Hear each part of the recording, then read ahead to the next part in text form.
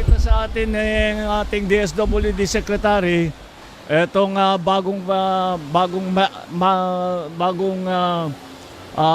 repacking center. Pero makita ninyo, puro makina na. Dati kinakamayan.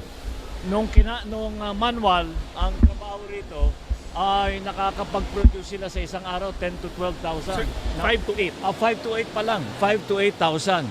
Ngayon, pagka full blast, itong ginagamit itong mga bagong mga machine ay dadami na hanggang 30,000.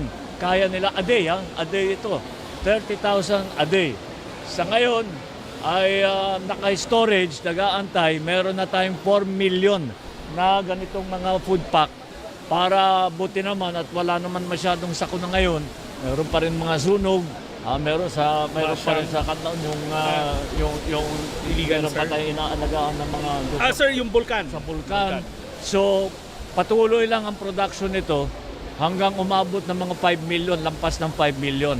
Pero malaking tulong itong pagkagawa.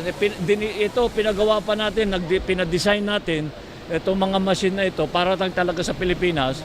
At ito meron tayo sa Luzon, ito yung para sa Visayas at saka Mindanao.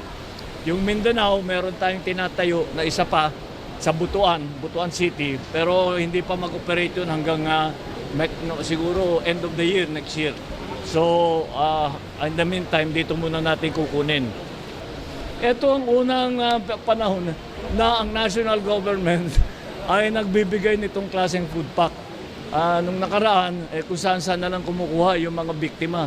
Pero ngayon, nakakapag-provide na ang national government. Kaya maganda itong naging facility natin.